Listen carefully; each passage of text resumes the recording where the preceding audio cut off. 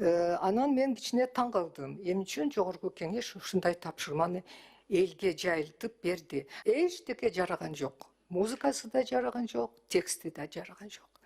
Гимн деген бул өзгөчө бир музыкалык чакырык, эпикалык. Биз кыргыз элин алсак, баатырдык чакырык болот биз үчүн. Биздин азыр колдонгон гимнибиз абдан эле жакшы. Гимн деген эми ар кимде ар кандай ой түшүнүк бар. Чындыгында таланттуу композиторлор жазыш керек деген ой бар. Ал эми жөнөкөй чыгарманы билесиздер, композиторлор ушунчалык берилип, ал мамлекетте эң жогорку сыйлыкты алган менен айылда жөнөкөй оончун ырын элдер жакшы болот, туурабы? Бөлөк элдин гимндерин укканда кээде дүркүрөйсүң, анан ойлойсуң, эмне үчүн бизде ушундай гимн жок деген ойго да келебиз да.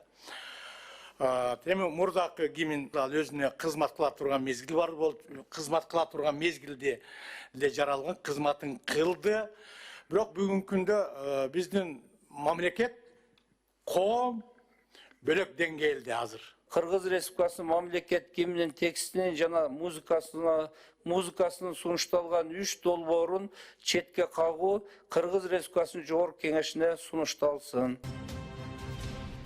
Кыргыз Республикасынын мамлекет гимнин жаңы редакцияда текстин жана музыкасын даярдоо жөнүндө Кыргыз Республикасынын жогорку кеңешинен 2024 жылдын 11 декабрындагы 26-19-7 токтому менен кабыл алынган.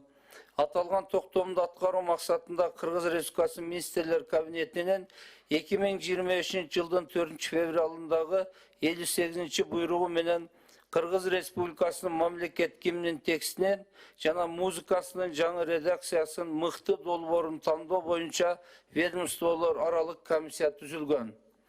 Маданият, маалымат жана жаштар саясаты министрлиги тарабынан киреш номери 6-13-254 22 октябрь 2023 жылы жүктөлгөн ыйгар муктарына ылайык республикалык конкурстун жыйынтыгы боюнча тандалып алынган Кыргыз Республикасынын мамлекет гимнин текстинин жана музыкасынын жаңы редакциясынын 3 мыкты долбоору жогорку кеңешке кароо үчүн жөнөтүлгөн. Комитет ушул жөнөтүлгөн долбоорлор боюнча алдын ала карап, чечимибизди жогорку кеңешке беришибиз керек. Кыскача маалымат берүү үчүн сөз Маданият, маалымат жана жаштар саясаты министри Мамбетали Мирмек Кемеловичке сөз берилет. Урматтуу кесиптештер, азыр кыскача маалымат алгандан кийин сунуш түшүп жатат. Ушу гимндин 3 варианты боюнча укпайлыбы? Андан суроо жооп койсок. Кандай дейсиздер? Биринчи маалыматын угалы. Келиңиз. Сөз сизде. Саламатсыздарбы, урматтуу Доктор Алиевич, урматтуу депутаттар, урматтуу жыйындын катышуучулары. Кыргыз Республикасынын жогорку кеңешинин 2024 жылдын 11 декабрындагы номер 26-19-7 токтомунун аткаруу максатында Кыргыз Республикасынын министрлер кабинетинин 2025 жылдын 4 февралындагы номер 58 тескемеси менен мамлекеттик гимн текстин жана музыкасын жаңы редакциясын даярдоо боюнча республикалык сынактын жобосу жана ведомстволор аралык комиссиянын курамы бекитилген. Комиссиянын биринчи отуруму 2025 жылдын 7 февралында өткөрүлүп, 7 февралдан баштап 20 мартка чейин жарандардан, ар кандай булактардан 703 сунуш келип түшкөн. 2023 жылдын 9-10 апрелинде өткөн комиссиянын экинчи отурумунда бардык долбоорлор каралып, жобонун талаптарына ылайык сынак өткөн жок деп табылган. Мындан улам ошо комиссиянын сунушу менен министрлер кабинетинин 2025 жылдын 12 июндагы номер 476 тескемеси кабыл алынып, ал тескеме менен сынакты 2 этапка өткөрүү чечими кабыл алынган. Комиссиянын сунушу менен биринчи этап бул тексттин долбоорун тандоо, экинчи этап болсо бул музыкалык чыгармаларды тандоо. 2023 жылдын 25 июлунда комиссиянын келер отурум өтүп, биринчи этаптын жыйынтыгында 79 жарандан 132 тексттин долбоору каралган. Натыйжада эң жогорку упай алган эң 5 мыкты текст тандалып, аларды музыка жазуу боюнча сынак жарыяланган. музыкалык этаптын алкагында 66 долбоор комиссиянын кароосуна коюлуп, 2025 жылдын 27 сентябрда өткөн 5-отурумда алардын ичинен 5 мыкты долбоор аныкталып, жобонун талаптарына ылайык Жогорку Кеңештин кароосуна эң жогорку упай алган 3 долбоор Кыргыз Республикасынын Жогорку Кеңешине киргизилген. Долбоорлор сынактын акыйкат жана таза өтүүсү үчүн авторлордун аты жөнү көрсөтүлбөй, ар бир долбоор шифрленген, комиссиянын отуруму ачык айкын, эч кандай баягы жабык эшикте эмес, ачык айкын талкуу болуп өткөн. Азыр ушул келип түшкөн 3 кимдин долбоорун угуп, анан талкууга өтсөк деген сунушум бар. Максуттар, депутаттар. Анда кезеги менен кое берсеңиздер. Биз бул жака чыгуулар жүшүдөн көрөсүздөр.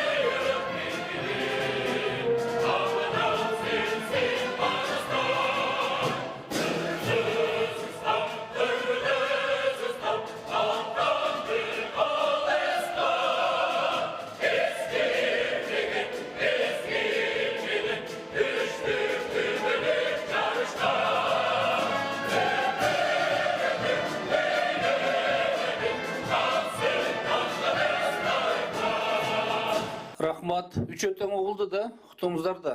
Урматтуу депутаттар, кимде кандай сын пикирлер, сунуштар бар? Баяндамачы министр өзү, чакырылган коноктор, ага эжекелерибизде отурат. Суроо берсеңиздер болот. Сөз айтса болобу?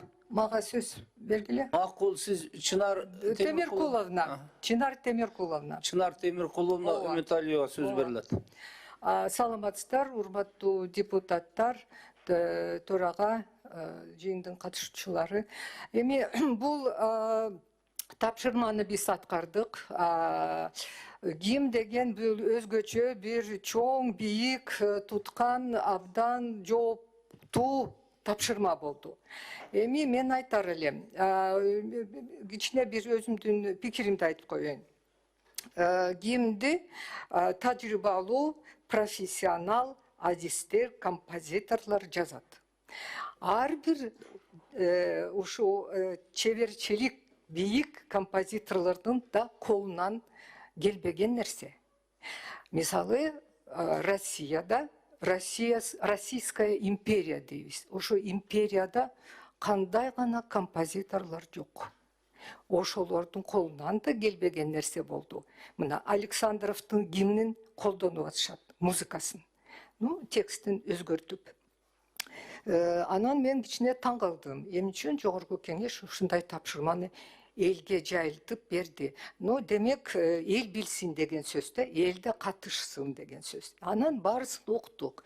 Бир жыл отурдук.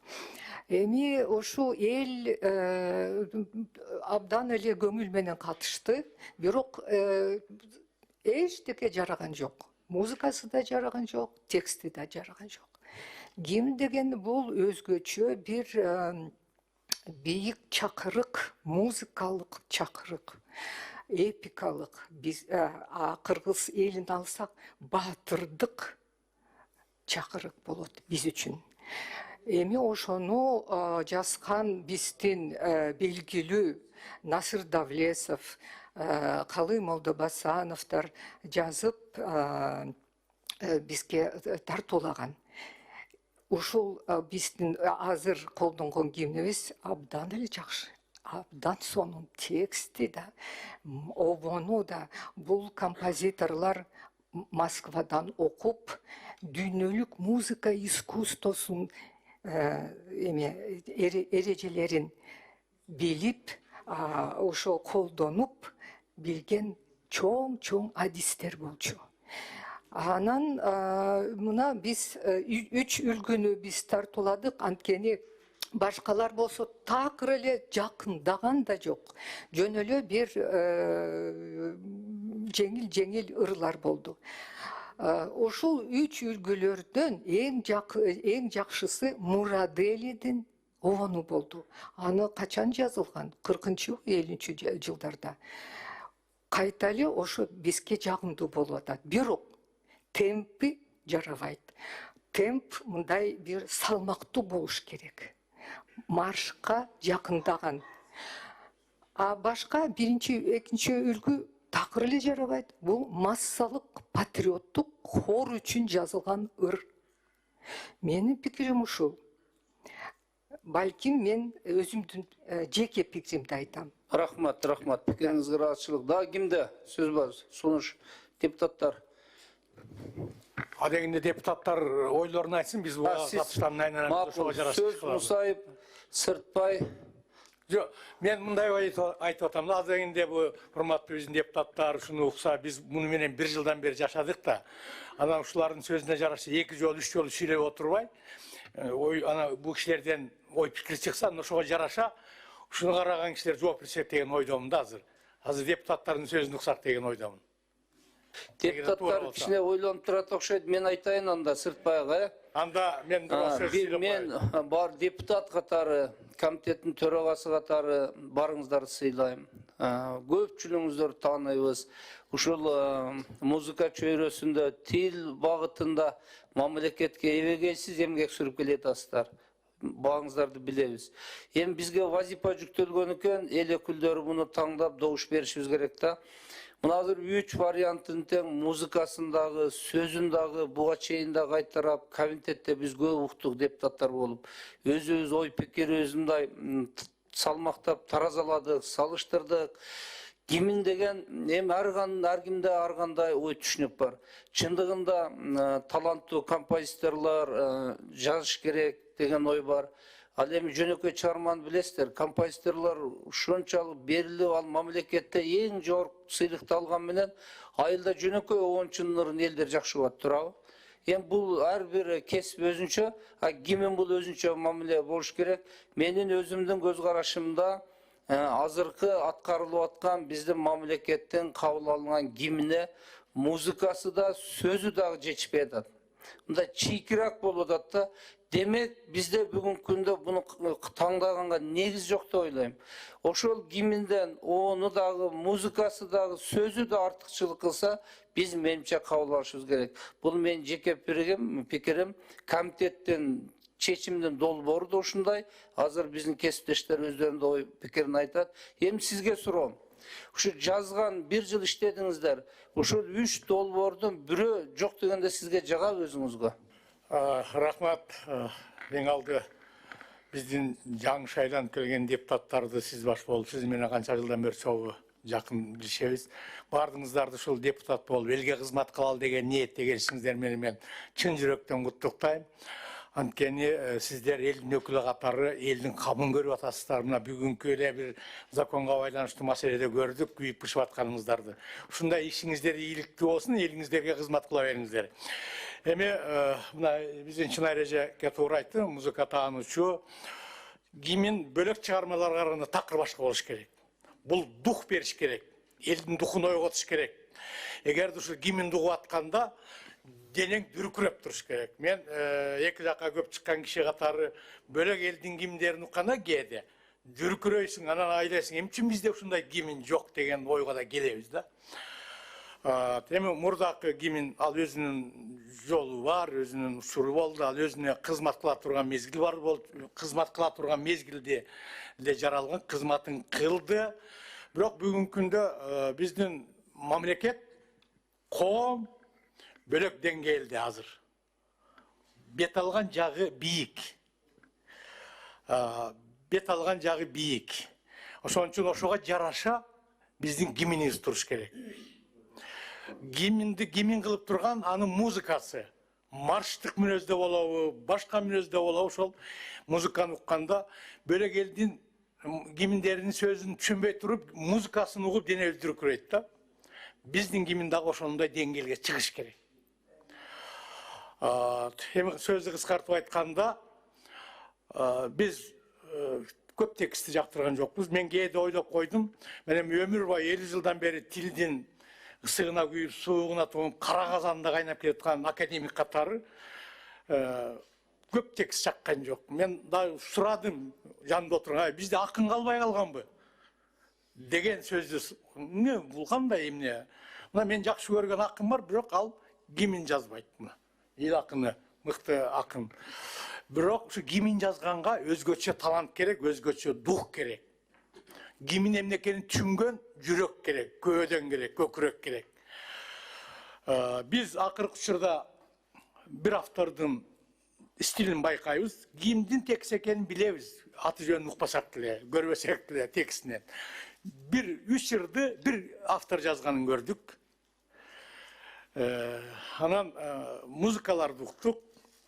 Ошентип 3 автордун ичинен мен бул акыркы текстти жактырдым.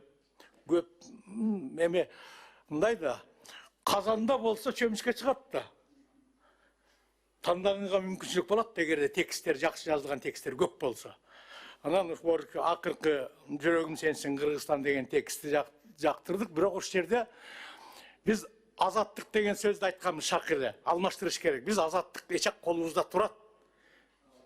Анан бүгүн кайра азаттыкка кайрылуу эмес, биз азаттыкты көтөрүү, өркүндөтүү жөнүндө маселе көтөрүшүбүз керек дейбиз. Ошону оңдошуптур. Ошол акын авторлор чогулуп иштеп, балким ушу текстти оңдошоор деген ой айтканбыз. Авторлорго рахмат. Биз аларды билбейбиз ким экен, ошо оңдошуптур.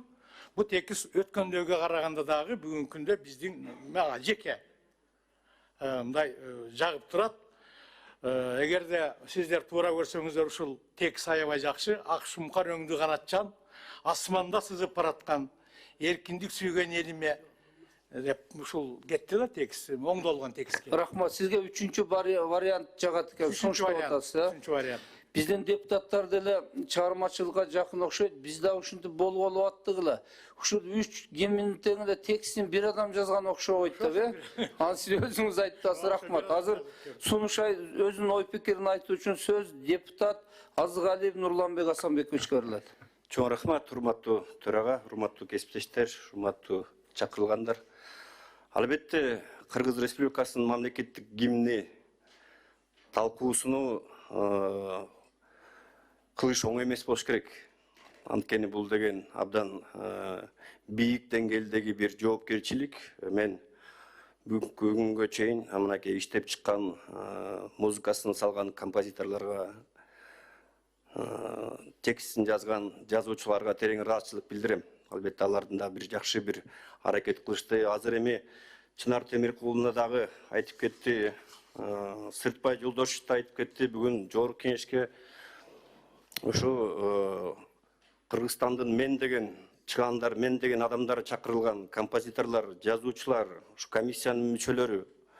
Мен ойлойм, мен да ушул айтылган сунуш пикирлерге кошулам. Мен да ойлойм, ушуну гимн дегенде ар бир кыргыз жаранын ичин үрпөрткөн бир гимн болуш керек. Ошондой бир текст болуш керек деп ойлойм. Мен ойлойм, дагы бир жолу иштеп чыксак, дагы бир жолу карап чыксак, андан кийин ушул эгерде башка бир сунуш пикирлер болбосо, урматтуу төрага добушка койсок деле болот го деп ойлойм. Рахмат. Бул сунушуңуз болду. Урматтуу депутаттар, сунуш түшүп атат, суроо талкуу деп. Талкууганда мен да добушка коеюн, андан өзүмдө талкууга кичине сөз бар. Ким макул?